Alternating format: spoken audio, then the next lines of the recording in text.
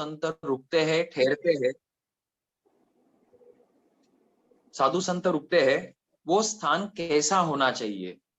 और 11वां क्वेश्चन है, कौन से प्रकार के कर्मों से मुक्त होकर संसार समुद्र से तीर जाता है या तीरा जाता है। तो इस तरह से 11 क्वेश्चंस। इस अध्ययन संबंधी, अध्ययन छोटा है, 24 ही गाथा है, कहानी स्वरूप है, और आगे साधु का जीवन कैसा होना चाहिए उसका वर्णन है, इसलिए 11 क्वेश्चंस निकाले हुए हैं। अब इसके जो आंसर्स है वो हम हमारा ये 24 गाथा का वर्णन होने के बाद हम सेशन के एंड में देखेंगे।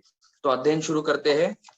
नमो अरिहंताणं, नमो सिद्धाणं, नमो आयरियाणं, नमो उवज्झायाणं, नमो लोये सव्वसाहुणं, एसो पंच नमोकारो सव्व पावपनासनो, मंगलानंच सव्वेसिं परमं हवै मंगलम्।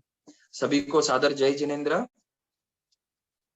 पहली गाथा में भगवान वर्णन करते हुए फरमाते हैं कि चंपा नाम की एक नगरी थी, और उस चंपा नगरी में पालित नाम का एक श्रावक रहता था। तो एक व्यक्ति था, उसका नाम पालित, और उसको भगवान ने मूल गाथा में श्रावक कहा है। हम जानते हैं हमारा जो ये जिन शासन है वो 4 स्तंभों पर रुका हुआ है, ठहरा हुआ है, 4 आधार है, जिसको हम तीर्थ कहते हैं। भगवती सूत्र में प्रश्न आया कि अहो भगवान, तीर्थ कैसे कहना, किसे कहना। तो भगवान ने उत्तर दिया, हे गौतम, साधु, साध्वी, श्रावक और श्राविका, ये 4 प्रकार के तीर्थ होते हैं। तो उसमें से एक ये तीर्थ हुआ श्रावक। तो यहाँ पर जो ये व्यक्ति है जिसका नाम पालित है, भगवान उसको श्रावक कह रहे हैं। वो श्रावक के साथ साथ एक व्यापारी भी था, और महात्मा महावीर का शिष्य, महात्मा महावीर। अब महावीर भगवान ने ये उत्तरायण सूत्र की वाचनी दी है, तो यहाँ पर क्या भगवान खुद को महात्मा कहेंगे? नहीं, लेकिन ये जो गाथा रूप में गुंथित किया गया, वहां पर भगवान महावीर को महात्मा कहा गया है। तो भगवान खुद की प्रशंसा नहीं करते हैं। तो इस गाथा में भगवान को भी महात्मा कहा गया है, और एक व्यक्ति, उसका नाम पालित, वो व्यापार करता था, उसके साथ साथ वो श्रावकों के नियमों का पालन करता था, अर्थात उसका गुणस्थान 5वां गुणस्थान। 5वें गुणस्थान का नाम हम जानते हैं, देश विरति श्रावक गुणस्थान। तो इस तरह से ये श्रावक हुआ। आगे की गाथा में फरमाते हैं कि वह श्रावक निर्ग्रंथ प्रवचन में विकोविद था। विकोविद, वी मतलब विशेष प्रकार से कोविद था। कोविद मतलब शास्त्रों का या निर्ग्रंथ प्रवचन का जानकार। 9 तत्व, 25 बोल या 25 क्रिया, मतलब बेसिक लेवल की जानकारी नहीं, बल्कि अनेक अध्ययनों की, अनेक आगमों की जानकारी उसको थी। किसको? पालित नाम के श्रावक को। और इसीलिए उस श्रावक को शास्त्रकार कौन से शब्द से संबोधित कर रहे हैं? विकोविद या कोविद, अर्थात शास्त्रों का गहन जानकार। मतलब व्यापार के साथ साथ, गृहस्थ जीवन को संभालने के साथ साथ, और श्रावक व्रतों का पालन करने के साथ साथ वो जिन शासन में निपुण था, शास्त्रों का जानकार था। तो इससे हमको ये एक प्रूफ मिलता है या मार्गदर्शन मिलता है कि श्रावक और श्राविका को, जो कि गृहस्थ जीवन जी रहे हैं, उनको भी शास्त्रों का जानकार होना चाहिए। या हमको ये संदेश मिल रहा है कि भगवान जिन शासन में जो भी आगम है, अर्थात आप्त पुरुषों की वाणी, उसको आगम कहते हैं, ग्रंथ कहते हैं। तो आगम और ग्रंथ पढ़ने की भगवान ने हमको एक प्रकार का संदेश दिया है या आदेश दिया है, क्योंकि जितनी ज्यादा ग्रंथों की जानकारी होगी, आगमों की जानकारी होगी, उतना संवेग, निर्वेग, अनुकंपा और आस्था, अर्थात जो ये सम्यक्त्व के 5 लक्षण है, वो हमारे उत्तरोत्तर बढ़ते जाएंगे। जीव और अजीव का जानकार जब होगा, पुण्य और पाप का जब गहराई से जानकार होगा, तो वो जीव, जैसे दशवैकलिक सूत्र के अध्ययन में बताया हुआ है कि वो जीव फिर धीरे धीरे देवगति और मनुष्य संबंधी काम भोगों से विरक्त हो जाता है।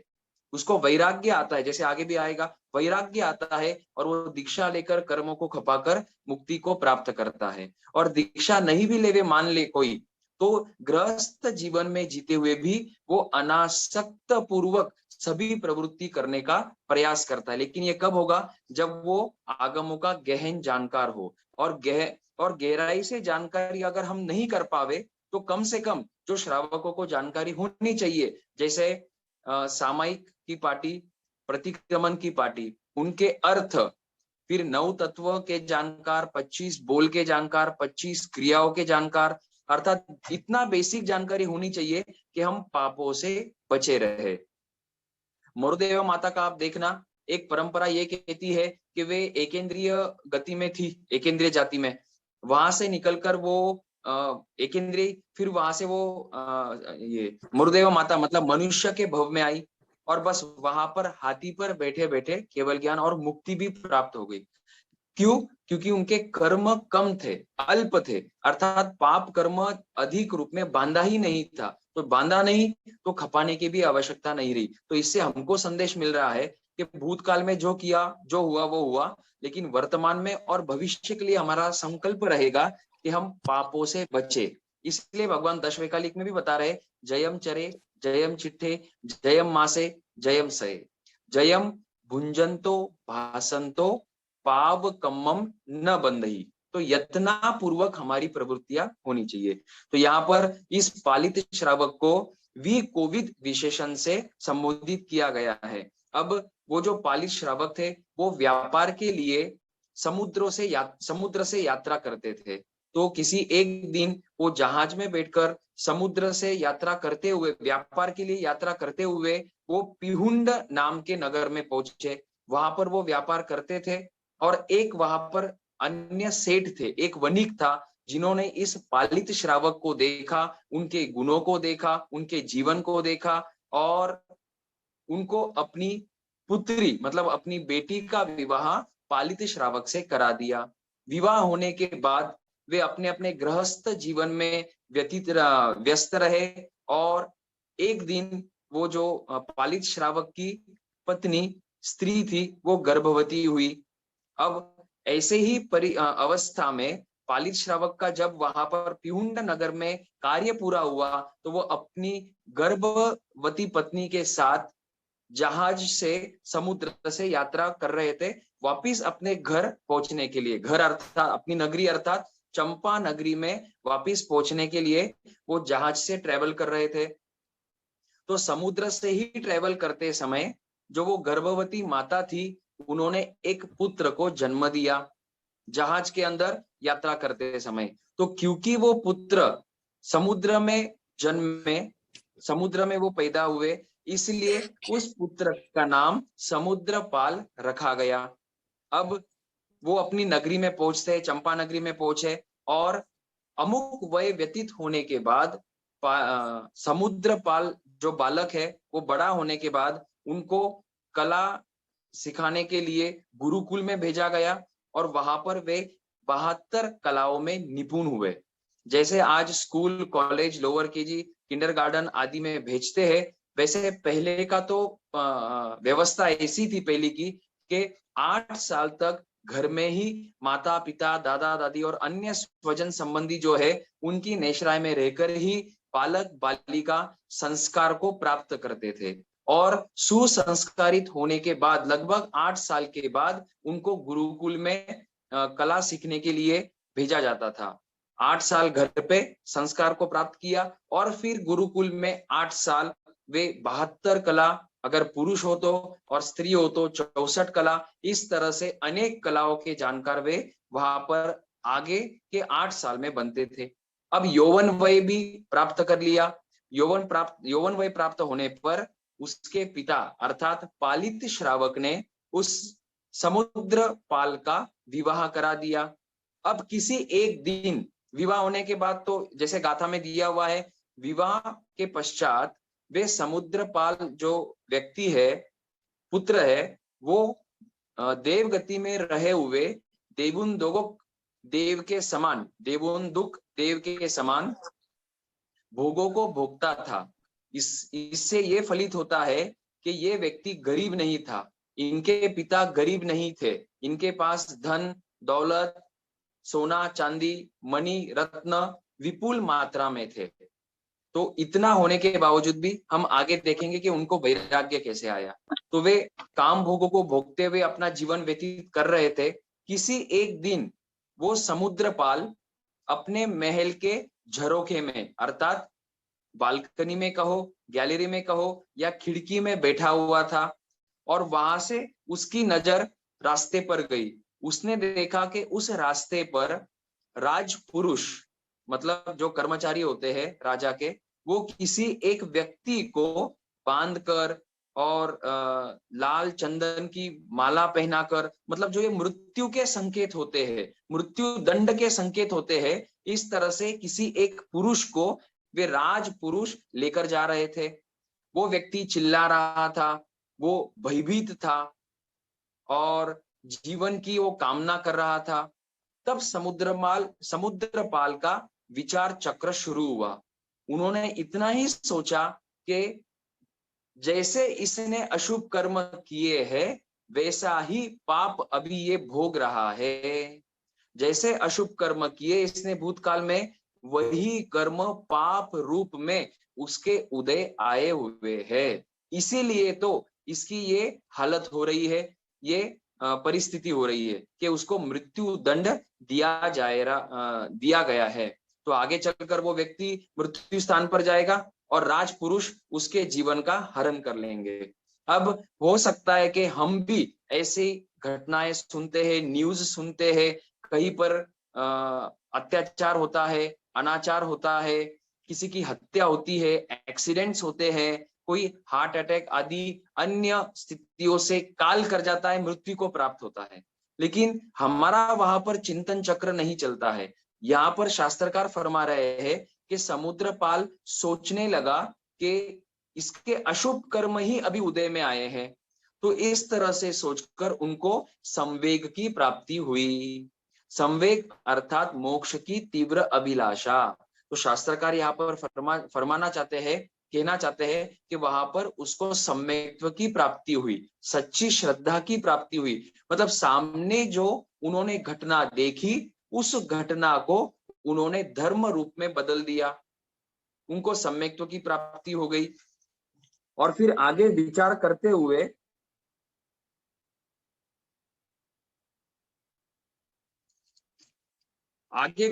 हुए शास्त्रकार फरमाते हैं कि उनको बोधि की प्राप्ति हुई और परम संवेग की प्राप्ति हुई। वो जो उनका संवेग था और तीव्र बना और स्ट्रांग बना। ऐसा नहीं कि एक बार सोच लिया या एक मिनट के लिए सोच लिया और वापिस विचार बदल गए।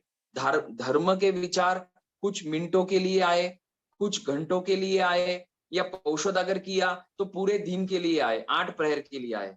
और फिर जैसे ही हम स्थानक उपाश्रय मंदिर आदि से बाहर निकलते हैं तो फिर से हमारा वो संसार चक्र शुरू होता है। लेकिन समुद्रपाल के साथ ऐसा नहीं हुआ।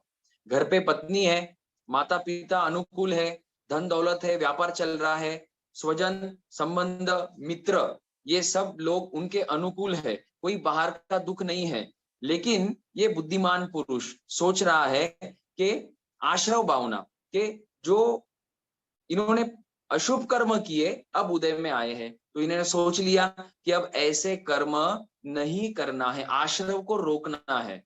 इनको परम संवेग की प्राप्ति होते ही इन्होंने विचार कर लिया कि अब तो दीक्षा लेना है। तो वे माता पिता के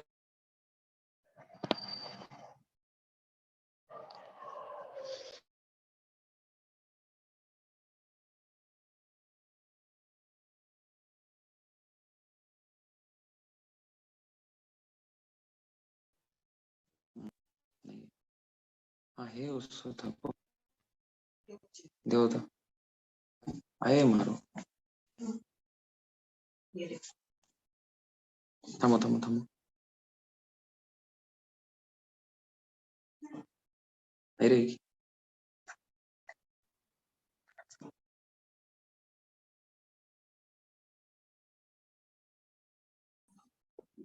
सुनाई दे रहा है आपको? It's broken. Like am I audible ना? वो ब्रेक हो रहा है आपका।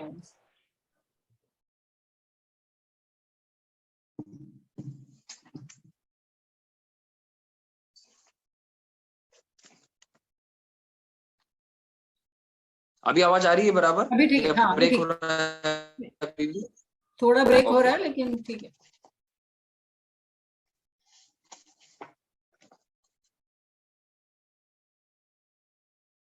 तो इस तरह से माता पिता की आज्ञा लेकर समुद्रपाल दीक्षित हुए। तो ये हुआ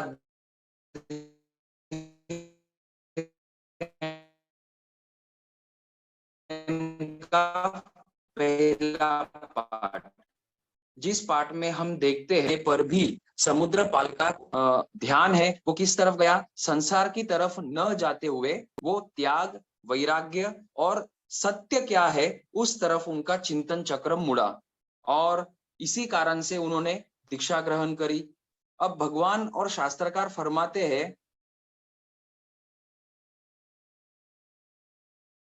शास्त्रकार फरमाते हैं कि दीक्षा लेने मात्र से ही मुक्ति की प्राप्ति नहीं होगी, क्योंकि भगवती सूत्र में कहा है कि हम सभी जीवों ने अनंती बार दीक्षा ग्रहण करी, लेकिन दीक्षा ग्रहण करने के बाद भी हमने अच्छी तरह से पालन किया, कोई दोष नहीं लगाया।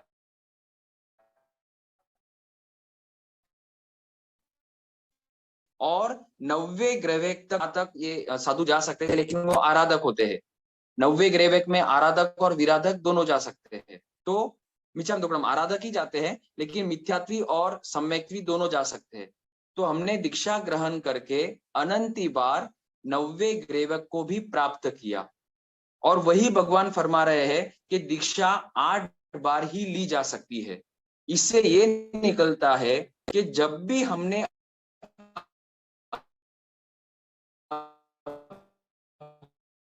अभी तक पिछले भवों में पालन तो अच्छी तरह से, वैराग्य पक्का नहीं था।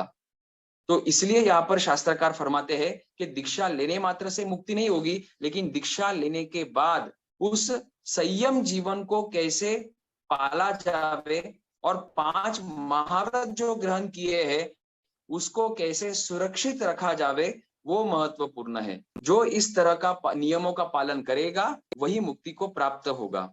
वॉइस ब्रेक नहीं हो रहा है, वॉइस ब्रेक हो रहा है।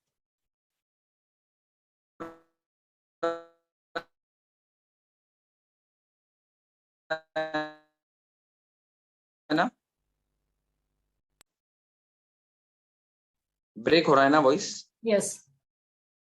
ओके, मैं वीडियो ऑफ करके ट्राई करता हूँ।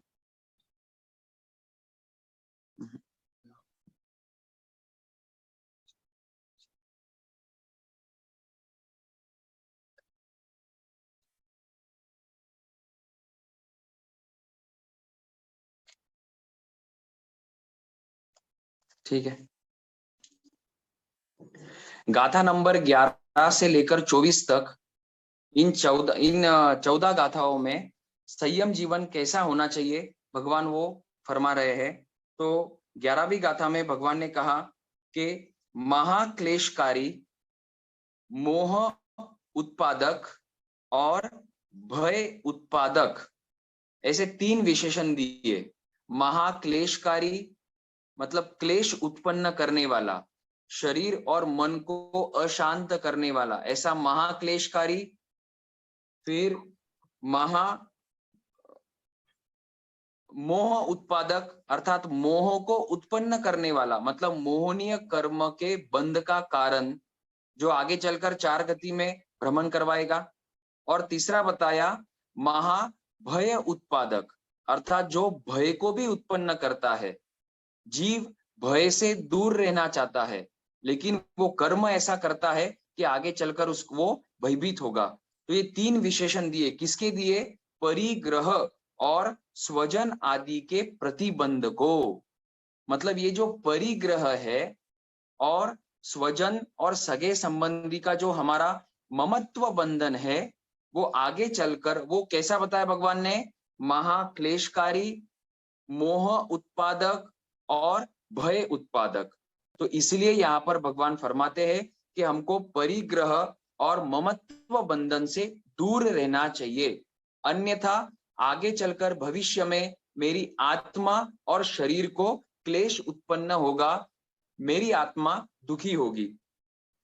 तो यहाँ पर समुद्रपाल ने, अब जो समुद्रपाल मुनि बन चुके हैं, उन्होंने तो परिग्रह और ममत्व बंधन को त्याग दिया है। तो इसलिए शब्द यहाँ पर आया जहित्तु, जहित्तु अर्थात त्याग करके। तो परिग्रह और स्वजन आदि प्रतिबंध को छोड़कर वे दीक्षा लिए और दीक्षा लेने के बाद 5 महाव्रत और पिंड विशुद्धि का पालन करने लगे तथा परिशह को सहन करने लगे। तो आगे भी वर्णन थोड़ा और डिटेल में आएगा।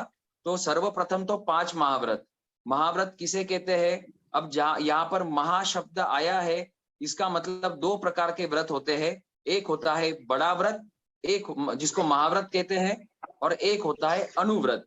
तो अनुव्रत जो है वो श्रावकों के होते हैं और महाव्रत जो है वो साधु साध्वियों के होते हैं। 5 महाव्रत होते हैं, सभी प्रकार की हिंसा का त्याग, सभी प्रकार के झूठ का त्याग, सभी प्रकार के चोरी का त्याग, सभी प्रकार के मैथुन का त्याग या अब्रह्म का त्याग, और सभी प्रकार के परिग्रह का त्याग। ये 5 महाव्रत 3 करण 3 योग से जावत जीव के लिए किए जाते हैं। 3 करण 3 योग अर्थात न करेमी, न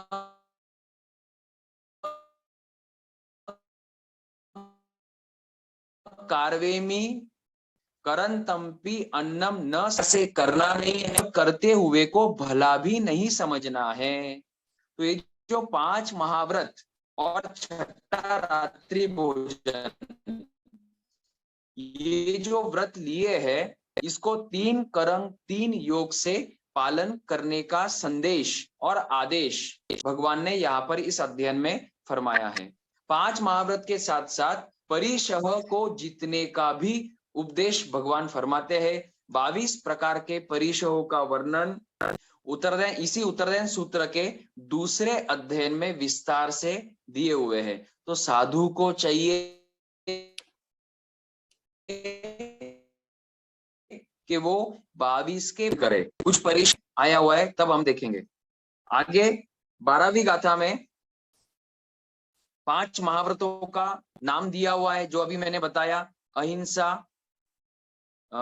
असत्य का त्याग, चोरी का त्याग, अब्रह्म का त्याग और परिग्रह का त्याग। उसके साथ भगवान फरमाते हैं कि विद्वान मुनि जिनेन्द्र देव द्वारा उपदिष्ट धर्म का पालन करने लगे। यहाँ पर मूल पाठ में दिया हुआ है विद्वान। हम जनरली जो एजुकेटेड होता है या जो अधिक धन कमाता है, उसको हम विद्वान समझते हैं, होशियार समझते हैं, टैलेंटेड समझते हैं, या अन्य जो भी कला यहाँ पर इस संसार में संसार की कलाएं की जाती है, बताई जाती है, उसको हम टैलेंटेड समझते हैं, विद्वान समझते हैं। लेकिन शास्त्रकार फरमाते हैं कि धर्म कला के सामने इस संसार की 14 राजलोक की सभी कलाएं नगण्य है। तो उसी बात को इस गाथा में भगवान फरमाते हैं कि विद्वान कौन है? वो व्यक्ति और वो मुनि विद्वान है जो 5 महाव्रत जो उन्होंने ग्रहण किए उसको सम्यक प्रकार से पालन करे तथा 22 परिशह को जीतने वाले को भगवान ने यहाँ पर विद्वान कहा है। इसका मतलब दीक्षा लेने के बाद अनेक कार्यों के साथ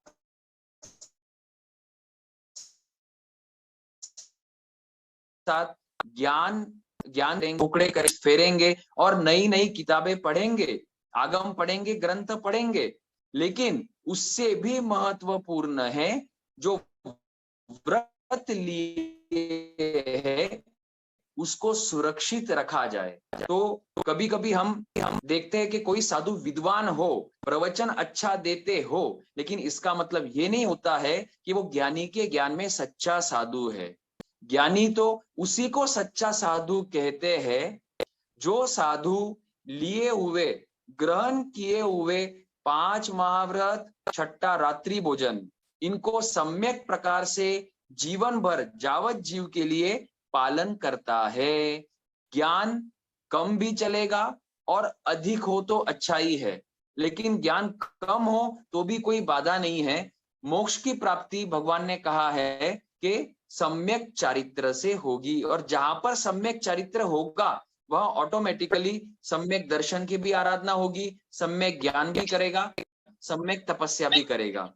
तो यहाँ पर अपेक्षा से भगवान चारित्र पर फोकस कर रहे हैं। इसका अर्थात लिए हुए व्रतों को जो सम्यक प्रकार से पालन करेगा वो भविष्य में मुक्ति को प्राप्त करेगा। हमारे पास एक ज्वलंत उदाहरण है मास्तुष मुनि का, जिनको एक अक्षर भी, एक शब्द भी याद नहीं होता था।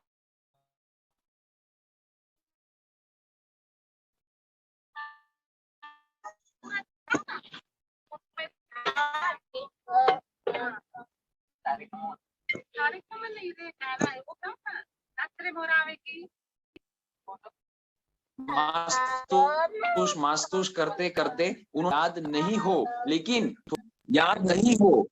साथ ही साथ व्रतों को निर्मल पाले, तो ऐसा साधु या श्रावक मुक्ति को प्राप्त कर सकता है।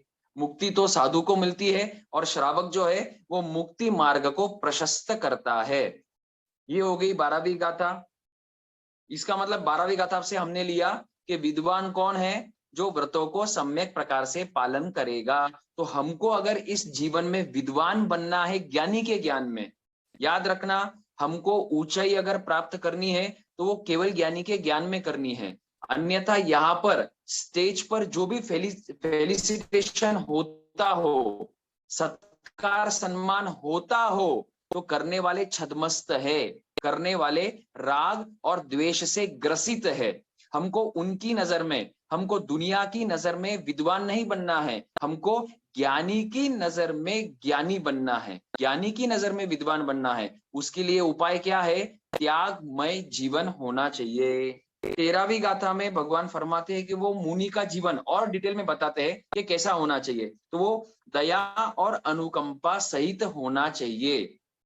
दया और अनुकंपा रहेगी तो वो जीवों की रक्षा कर पाएगा, और जीवों की रक्षा करने का जब जब प्रसंग आएगा तब अपने शरीर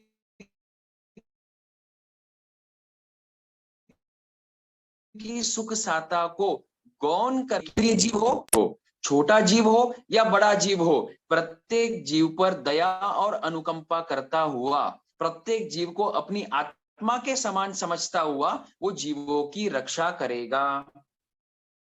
आगे क्षमा मतलब 10 यति धर्म को पालन करने वाला, क्षमा आदि जो 10 यति धर्म है उसका पालन करने वाला। तो क्षमा का प्रसंग कब आएगा? जब कोई सामने प्रतिकूल प्रसंग आ जावे, प्रतिकूल परिस्थिति आ जावे, प्रतिकूल व्यक्ति आ जावे, जो अनिष्ट शब्द है, जो अनिष्ट व्यवहार कर रहा है, तो आकी आवश्यकता होती है, जिसको हम इंग्लिश में कहते हैं लेट गो। कह सकते हैं कि लेट गो मतलब जैसा भी सामने परिस्थिति बनी, जैसा भी व्यक्ति ने व्यवहार किया, वो साधु अपनी नजर आत्मा की तरफ रखता है और वो सोचता है कि ये जो परिशय उपसर्ग सामने उपस्थित हुए हैं वो महानिर्जरा का कारण है, मेरी कमाई हो रही है। तो इस तरह से वो क्षमावान बने। फिर आगे संयत हो, संयत मतलब 5 इंद्रियों को वश में रखने वाला, कान को वश में रखने वाला। तो साधु जो है संसार की बातें नहीं करेंगे, नहीं सुनेंगे।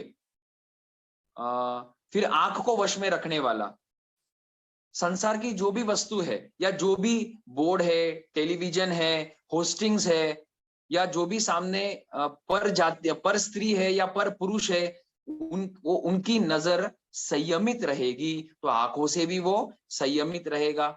फिर आगे नाक, नाक से सुगंध और दुर्गंध में वो समता धारण करेगा। तो चाहे सुगंध आवे या दुर्गंध आवे, उसका लक्ष्य आत्मा की तरफ रहेगा। फिर रसनेन्द्रिय, शरीर है, संयम जीवन का पालन करने के लिए शरीर चाहिए, इसीलिए वो आहार पानी का सेवन करेगा। लेकिन आहार पानी का सेवन करते समय भी, लाते समय भी और करते समय भी, जिसका थोड़ा सा वर्णन हमने पिछले अध्ययन में भी देखा हुआ है, करते समय भी वो आसक्त नहीं रहेगा, प्रशंसा भी नहीं करेगा आहार की और निंदा भी नहीं करेगा, और ज्यादा से ज्यादा आहार का त्याग करने का प्रयास करेगा अनेक प्रकार की तपस्याओं से। फिर स्पर्शेंद्रिय, स्पर्शेंद्रिय में भी ठंडी गर्मी इस तरह से अनेक परिसह को सहन करेगा।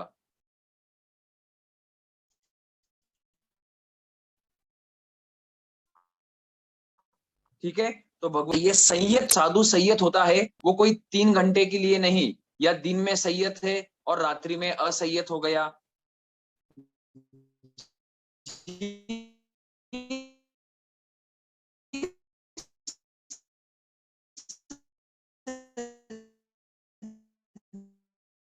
दिन से वो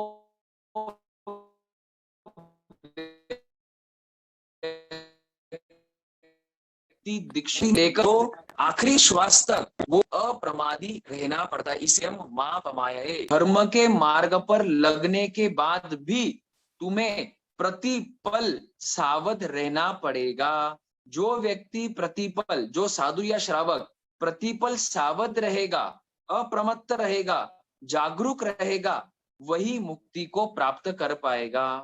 इस तरह से उसके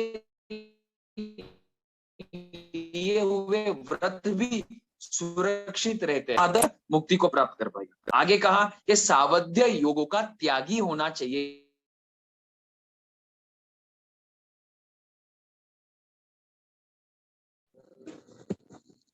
आवाज ठीक से नहीं आ रही है। आई थिंक आपकी नेटवर्क बैंडविड्थ इज विवेक लो। रखते हैं।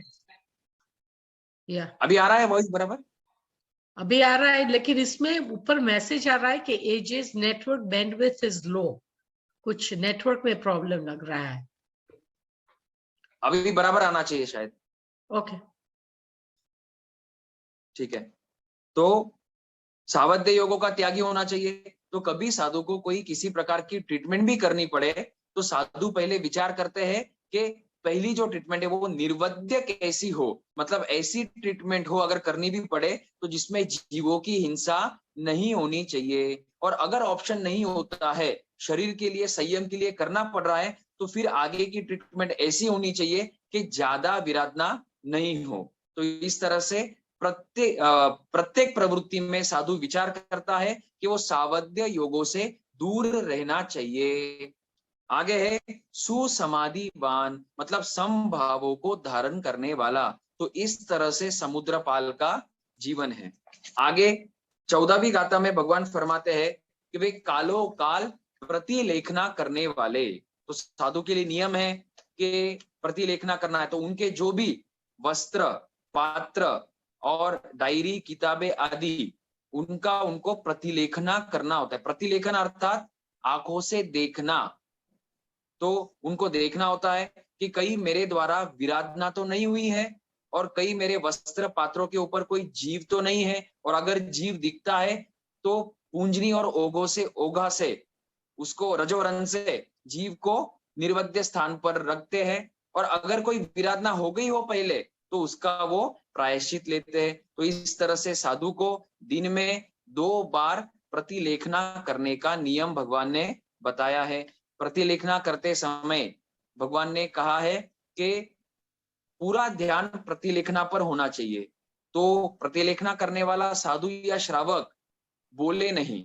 तो सामने कोई, मान लो कि कोई साधु प्रतिलेखना कर रहे हैं और कोई श्रावक श्राविका आ गए, श्रावक श्राविका प्रश्न अगर पूछते हैं तो साधु ने उत्तर नहीं देना चाहिए प्रतिलेखना करते समय। और अगर उत्तर देना भी है तो प्रतिलेखना को रोक के उत्तर देवे और फिर वापिस प्रतिलेखना शुरू करे। तो भगवान ने इतनी सूक्ष्मता से साधु की प्रत्येक क्रियाओं का वर्णन किया है ताकि साधु के व्रत सुरक्षित रहे, आत्मा में लगे हुए 8 कर्म दूर होकर वो साधु मुक्ति को प्राप्त करे। और हमारा भी ये कर्तव्य है कि हम कभी अगर स्थानक में जावे और साधु साध्वी प्रतिलेखना कर रहे हो तो हम हमारी वंदना आदि करके वहां पर बैठ सकते हैं, संवर सामयिक ले सकते हैं, लेकिन उनको प्रतिलेखना करते समय उनसे बातचीत या प्रश्न उत्तर नहीं करे। आगे 14वीं गाथा में भगवान ने दिया, प्रतिलेखना की बात कही। दूसरी बात, बलाबल जानकर विचरे, मतलब बल और अबल, मतलब मेरे में कितनी शक्ति है, मेरे शरीर में कितनी शक्ति है, मैं कितना सहन कर सकता हूँ, सहन करते समय मेरे व्रतों में अतिचार और अनाचार नहीं होना चाहिए। तो इस तरह की विचारणा करके वो साधु क्षेत्र में विचरे। और आगे दिया कि वो साधु सिंह के समान होना चाहिए, इतना दृढ़ हो कि सिंह जैसे शब्दों को सुनकर भयभीत नहीं होता है, चाहे कितना भी जोरदार शब्द हो, सिंह उन शब्दों को सुनकर भयभीत नहीं होता है। उसी तरह साधु अनेक प्रकार के कठोर शब्द सुनकर भी भयभीत नहीं होवे और समभाव पूर्वक उन कठोर शब्दों को सुन लेवे।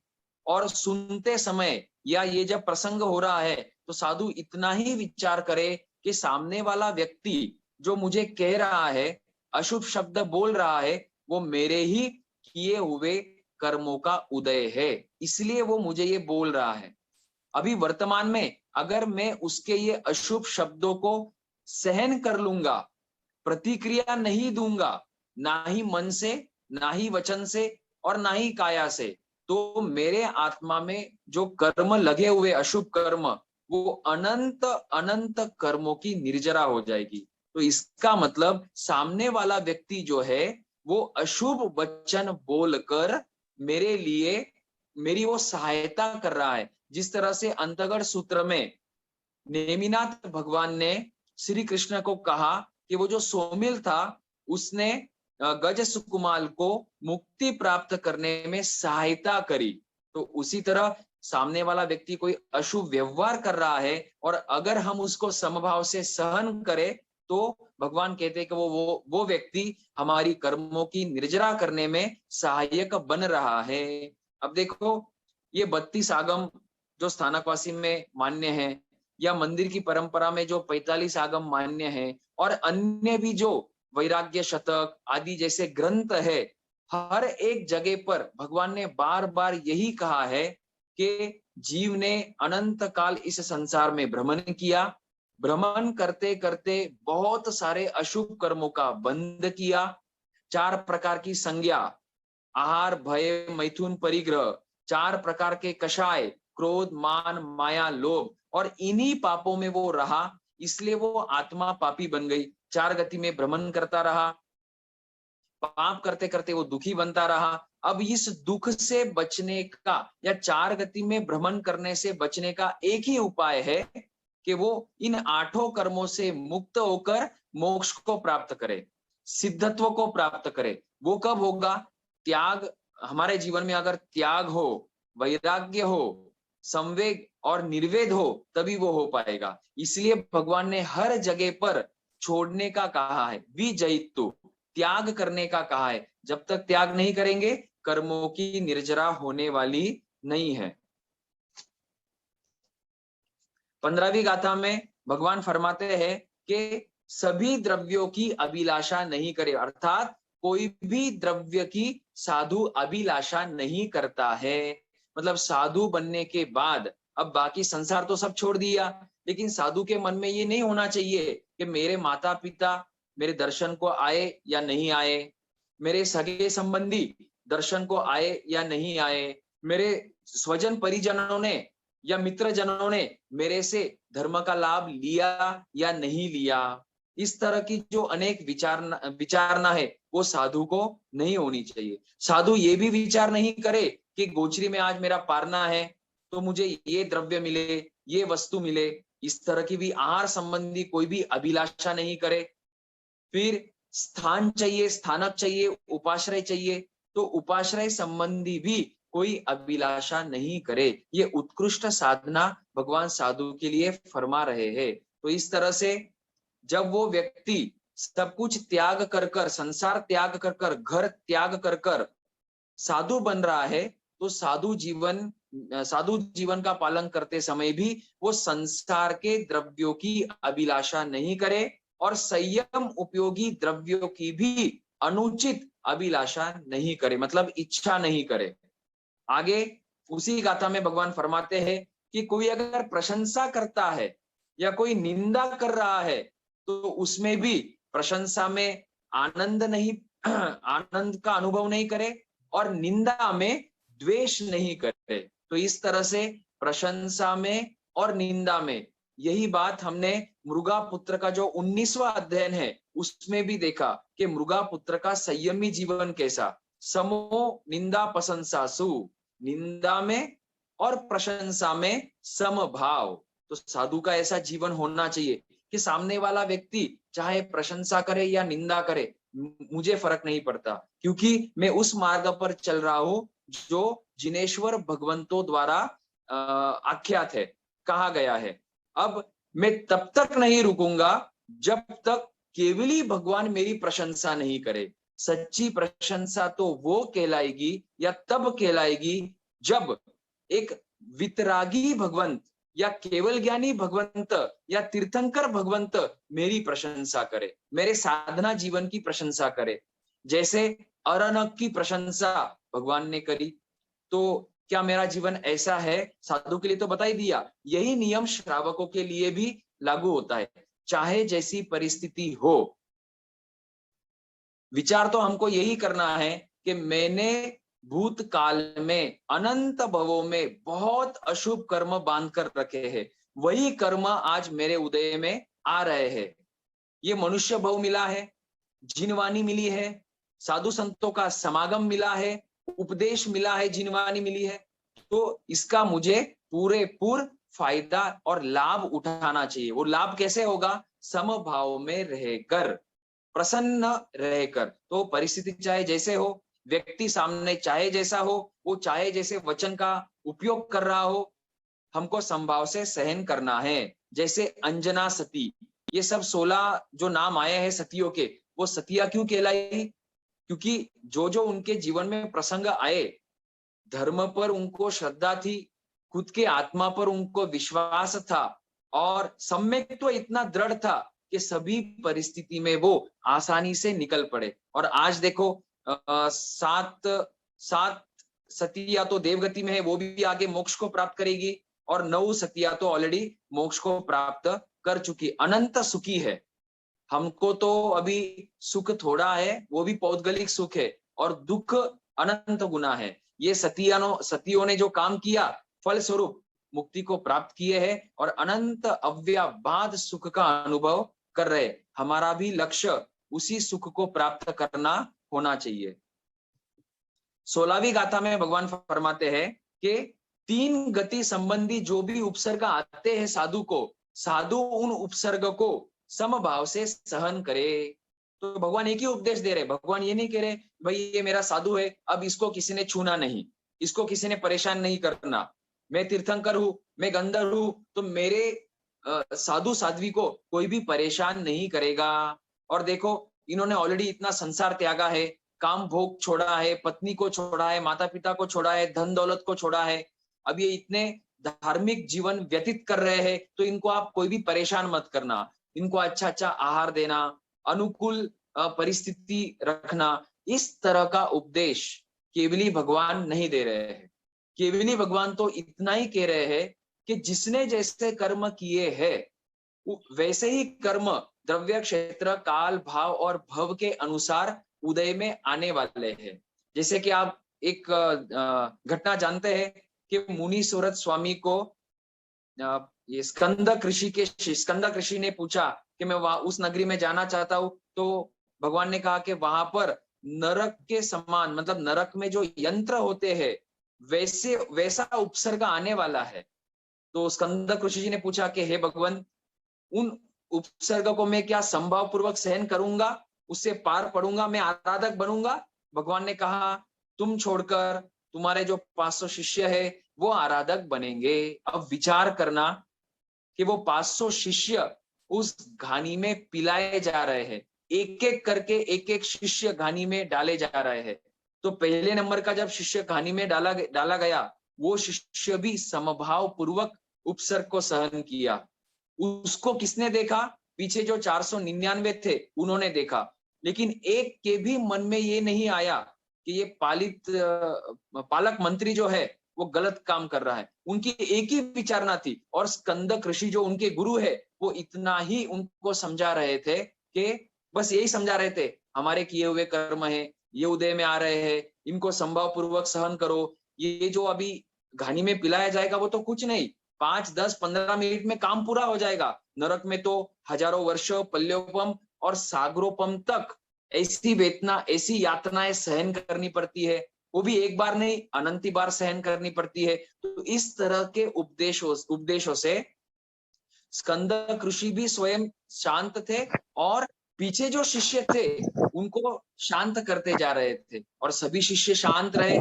आज भी कहा है 500 के 500 शिष्य कुछ 15 मिनट या आधे घंटे की यातना सहन करके आज अव्याबाद सुख को भोग रहे हैं। अब उनको कभी भी कोई भी दुखी नहीं कर पाएगा।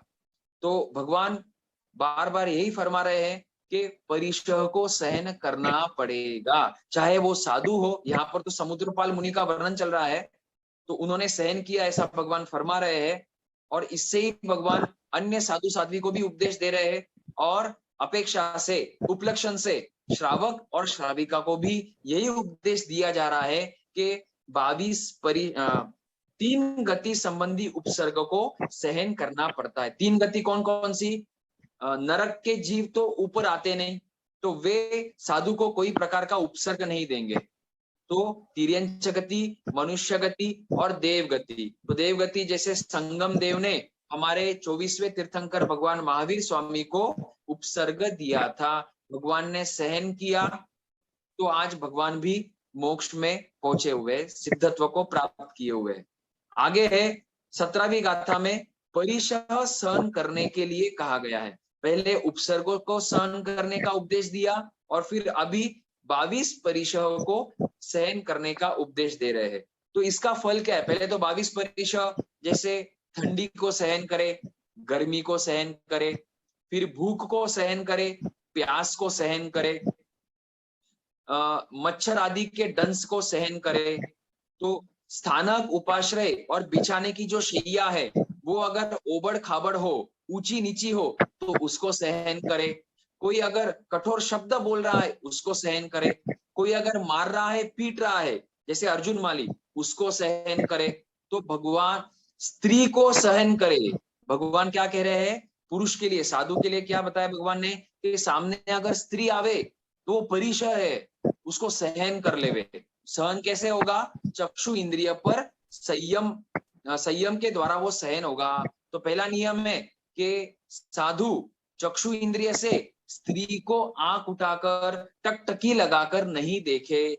इस तरह से अनेक नियमों के द्वारा साधु अपने व्रतों को सुरक्षित रखता है।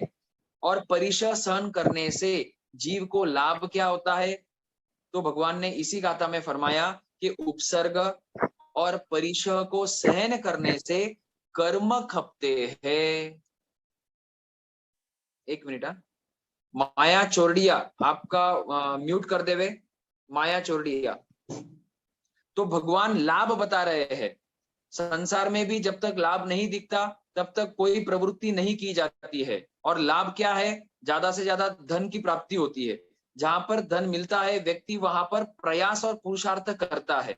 उसी तरह इस धर्म के क्षेत्र में भगवान बता रहे हैं कि उपसर्ग और सहन और परिशह को सहन करने से जीव आत्मा को लाभ क्या होगा? उसके कर्मों की कोटि खपती है। मतलब अनंत अनंत भवों के कर्म अंतर मुहूर्त में खपाए जा सकते हैं। एक पोर्शी में खप सकते हैं, एक नवकाशी में खप सकते हैं, एक सामायिक में खप सकते हैं, एक पौषध में खप सकते हैं। और ये संवर की आराधना जब नहीं हो तभी भी अगर बाहर से कोई उपसर्ग देवे, परिशह देवे, अन्य व्यक्तियों के अशुभ वचन, अशुभ वाक्य को भी हम कान से सुन लेवे और मन शांत रखे, उसके प्रति दुर्भावना नहीं रखे, तो भी भगवान कह रहे हैं कि साधक को लाभ हुआ। क्या लाभ हुआ? कर्म खप गए।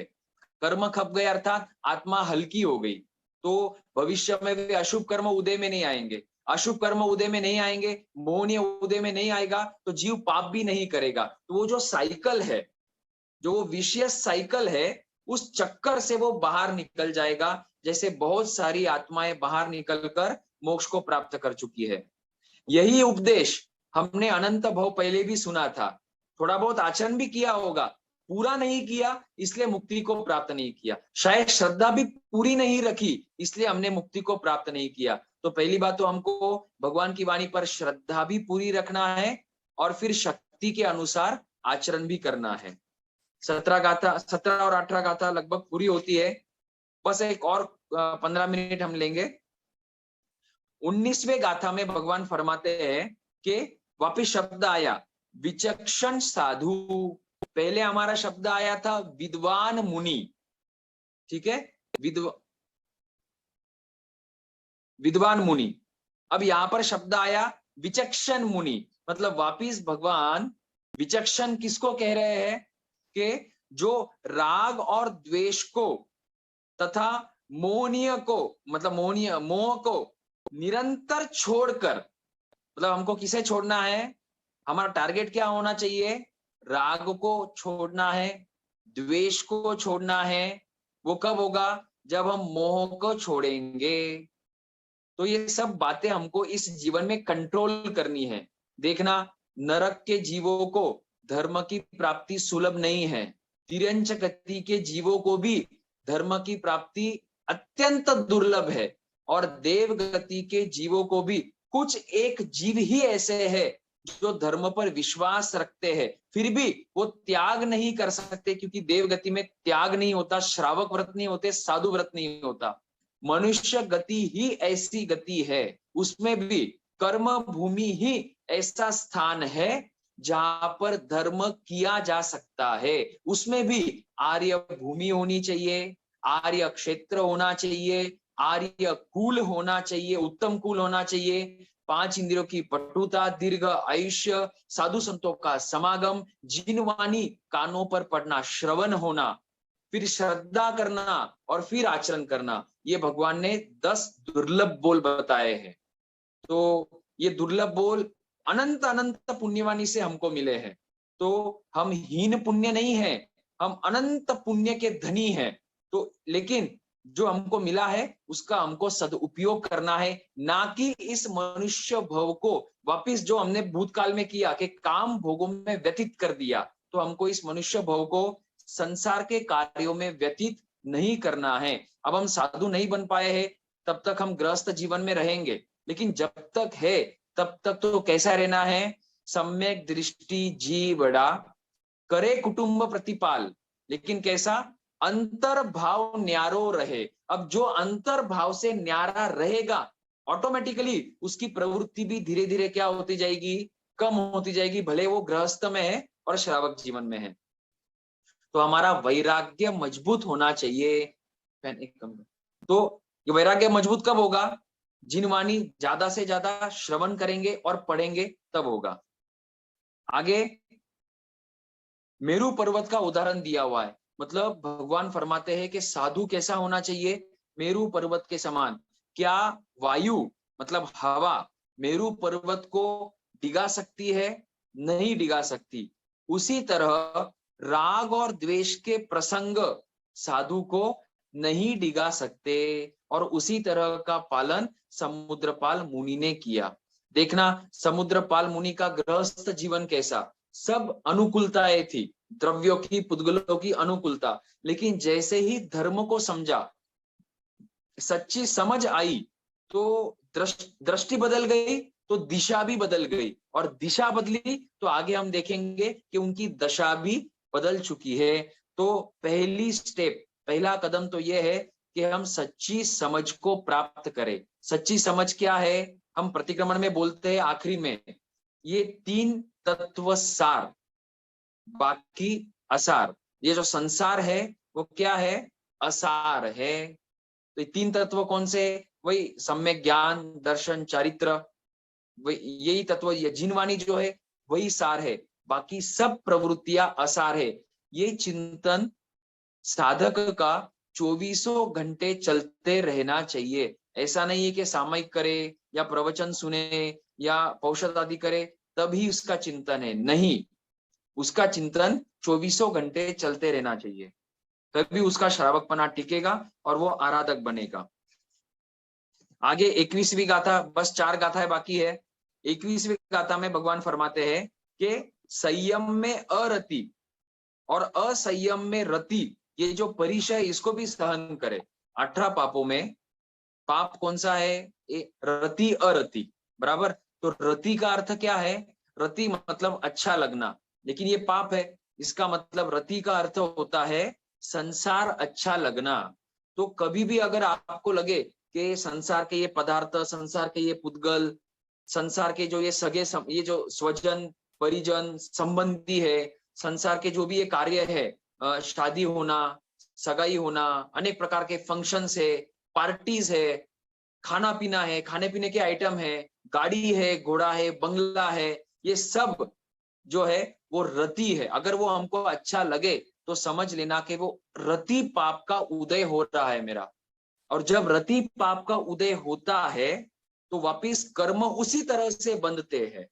तो आगे चलकर वापिस रति पाप का उदय होगा तो जीव वापिस वो पाप बांधेगा। तो उदय बंद ये चक्कर हमारे जीव का अनंत काल से चलते आ रहा है। इस भव में मुझे उस चक्कर से बाहर निकलना है। अर्थात खाना तो पड़ेगा, भोजन तो करना पड़ेगा, लेकिन मैं आसक्ति नहीं रखूंगा। अब आसक्ति नहीं रखूंगा मतलब क्या? कि जो भी आया है, जो भी किया है, जो भी बना हुआ है वो खा लूंगा। मेरा कोई फेवरेट आइटम नहीं रहेगा। या मैं अगर किसी गांव में, किसी शहर में चला गया तो मेरे मन में ये नहीं आना चाहिए कि उस गांव का वो फेवरेट आइटम है, वो फेमस आइटम है। वो फेमस आइटम है तो जीव क्या करता है? वहां जाता है खाने के लिए। क्यों जाता है? क्योंकि उसको आहार के प्रति आसक्ति है। भगवान तो स्पष्ट फरमा रहे हैं, आहार करने के 6 कारण दिए हैं। क्यों करना है?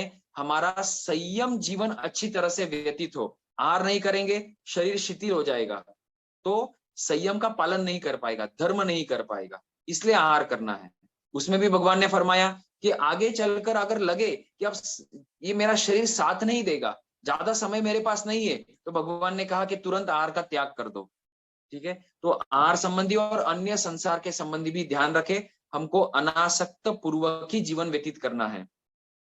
भगवान तो साधु के लिए भी ये उपदेश दे रहे हैं कि साधु बनने के बाद भी हो सकता है, क्योंकि आखिर अभी छद्मस्त है, वितरागी नहीं बना है, तो हो सकता है कि अनेक अनेक प्रकार के विचार मन में आ जावे। हो सकता है कि जो मैंने गृहस्थ जीवन व्यतीत किया, मेरे माता पिता याद आ जावे, पत्नी याद आ जावे, पुत्र याद आ जावे, गांव याद आ जावे, जो व्यापार किया हुआ है वो याद आ जावे, व्यापार करते हुए जिसके साथ मुलाकात की है, परिचय किया हुआ है वो याद आ जावे। हो सकता है, लेकिन भगवान कहते तुरंत उससे पीछे हटे।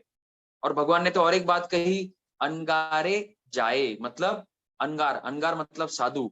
साधु का तो नया जन्म होता है, और एक बार नया जन्म हुआ तो पिछले भव की, मतलब जो गृहस्थ की बातें हैं वो पूरी क्या होनी चाहिए? भूल जानी चाहिए। लेकिन कभी अगर विचार आ भी जावे तो तुरंत उससे पीछे हटे। तो ये हो गया रति। और अरति मतलब धर्म में मन नहीं लगना, ये सबसे बड़ा पाप। दोनों बड़े पाप है, रति और अरति। रति मतलब संसार अच्छा लगना, संसार रुचि पूर्वक भोगना, और अरति मतलब संयम में मन नहीं लगना, धर्म के कार्य में मन नहीं लगना, सामायिक करने में मन नहीं लगना।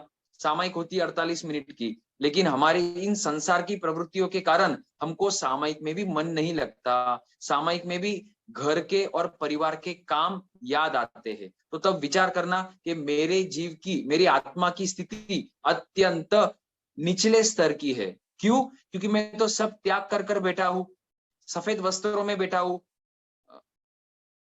पूंजनी है, ओगा है मेरे पास, डंडी है मेरे पास, सामने आगम है, फिर भी मुझे संसार याद आ रहा है।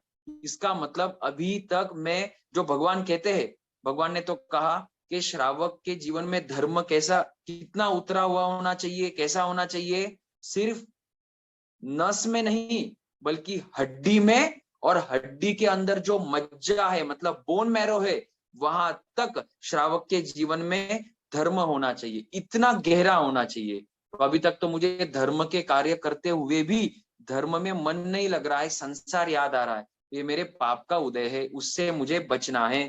तो साधु के लिए भी भगवान फरमा रहे हैं कि रति और अरति परिशव को सहन करना है। लेकिन ये सहन कब होगा, संसार से दूरी कब बनाए रखेंगे और धर्म में मन कब लगेगा, जब एक लक्ष्य है, मुझे मुक्ति को प्राप्त करना है, मुझे और संसार की एक भी बात, एक भी उपलब्धि नहीं चाहिए, ना मुझे पद चाहिए, ना मुझे किसी की प्रशंसा चाहिए, और ना मुझे ऐसा चाहिए कि लोग मुझे कहे कि तपस्वी है, ज्ञानी है, लंबे लंबे विहार करते हैं, अच्छा प्रवचन देते हैं, या त्यागी है। मुझे कोई भी प्रकार की अभिलाषा नहीं है, एक इच्छा है, मुक्ति मोक्ष को प्राप्त करने की। जब ये लक्ष्य रहेगा तो साधु अपना जीवन कैसा बनाएगा, 24 घंटे वो बराबर टाइम टेबल बनाएगा जो भगवान ने ऑलरेडी दिया हुआ है। सुबह उठना है, स्वाध्याय करना है, स्वाध्याय के बाद राई प्रतिक्रमण करना है, राई प्रतिक्रमण के बाद प्रतिलेखना करना है, प्रतिलेखना के बाद गुरु से पूछना है कि भगवान आपका कोई कार्य हो तो मुझे आप आदेश दीजिए, आदेश दीजिए, वैयावच का कारण है या गोचरी का कारण है, नहीं है,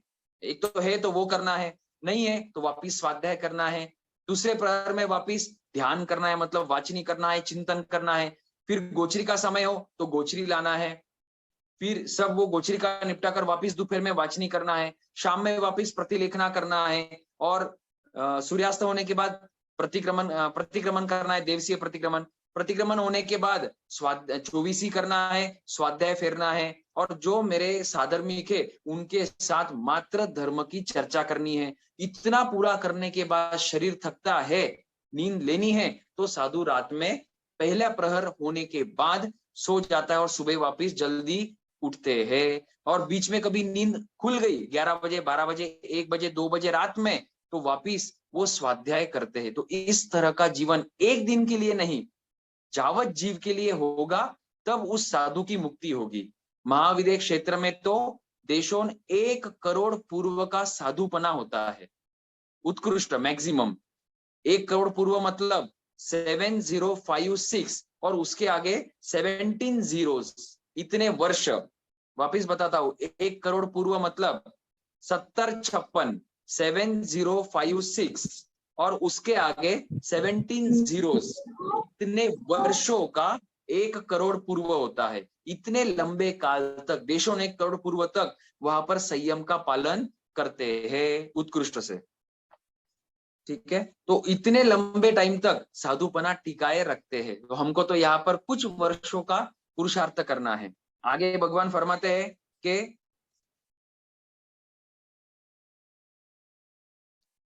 ममत्व रहित होना चाहिए, अकिंचन होना चाहिए। तो ममत्व रहित और अकिंचन, अर्थात जैसे अभी कुछ बातें बताई भी है कि पूर्व भाव को याद नहीं करे, ये मेरे माता, ये मेरे पिता, ये क्षेत्र, ये मेरा गच्छ, ये मेरा संप्रदाय।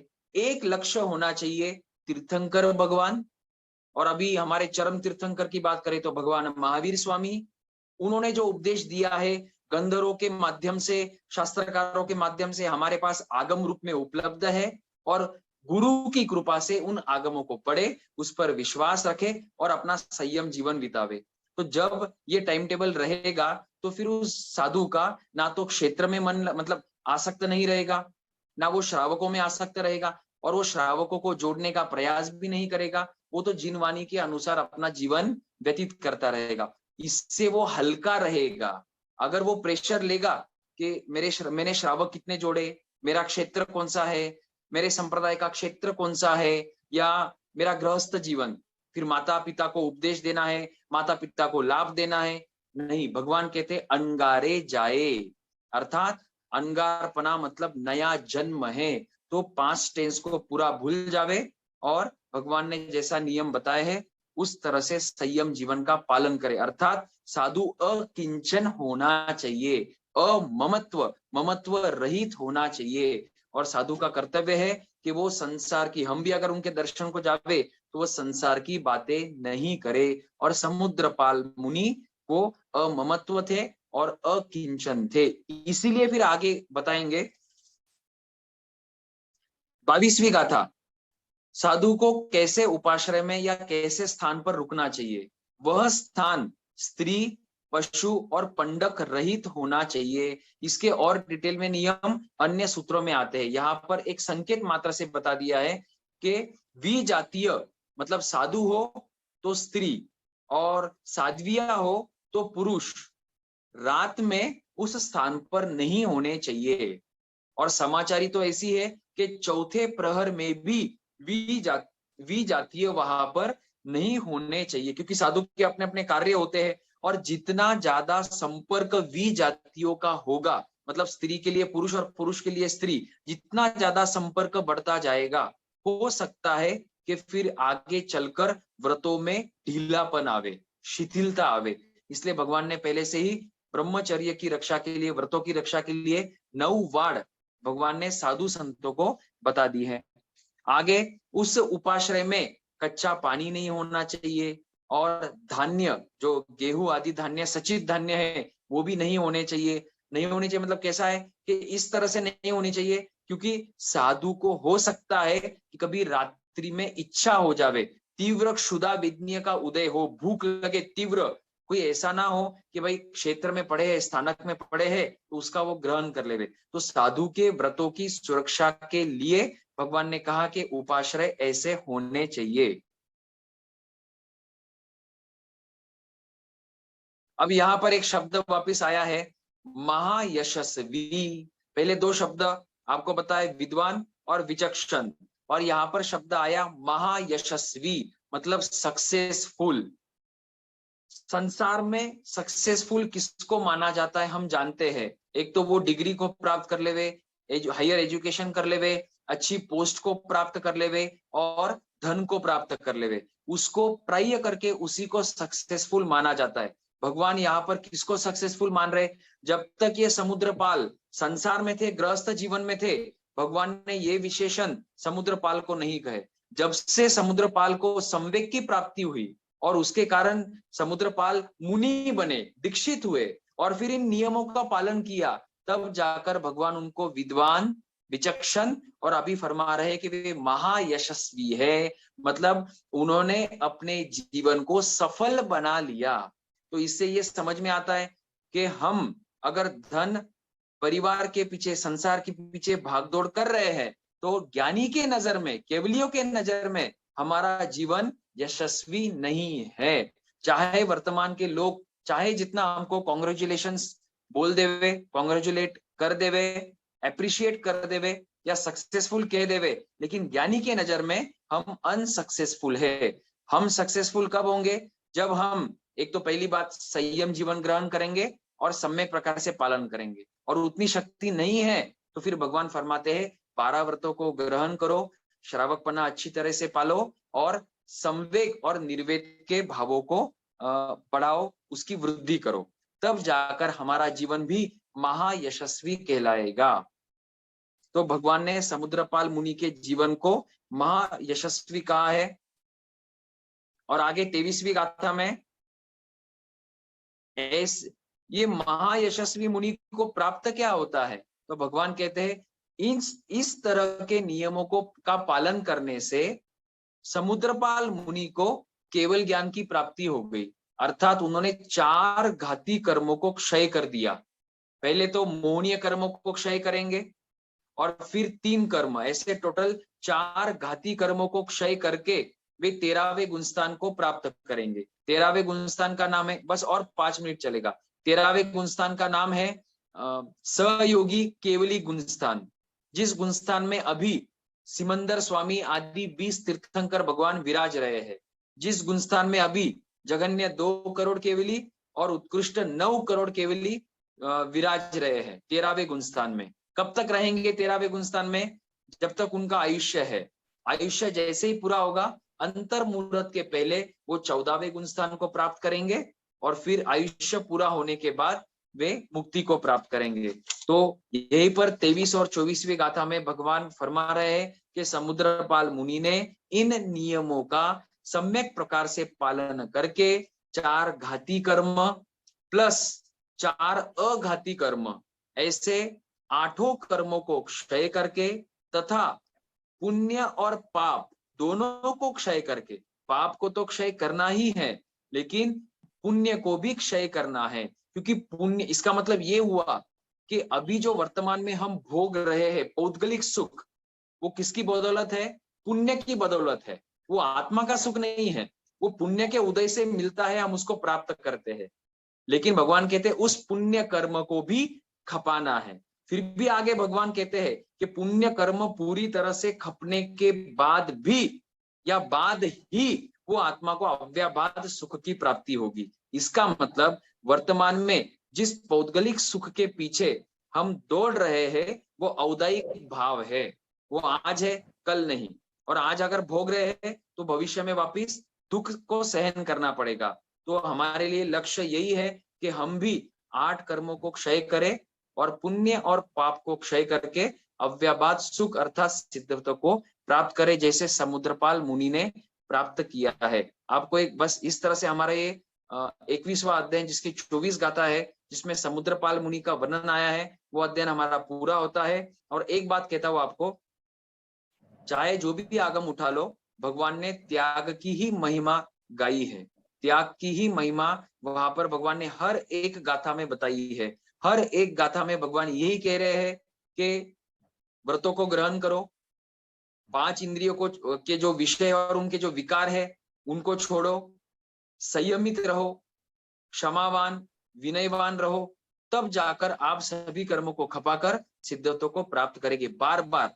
और अगर हम ये कहे कि हमने तो ये पहले सुन चुके हैं, वही वही बात बता रहे हैं, वही वही बात हमको जब तक सुननी है तब तक सुननी है, जब तक हमको केवल ज्ञान ना हो जावे तब तक हमको ये त्याग और वैराग्य की बातें सुननी पड़ेगी। क्योंकि हमने भूतकाल में बहुत सारे पाप किए हैं और उन पापों को खपाने के लिए जिन वाणी ही एक उपाय है। भगवान की वाणी के विरुद्ध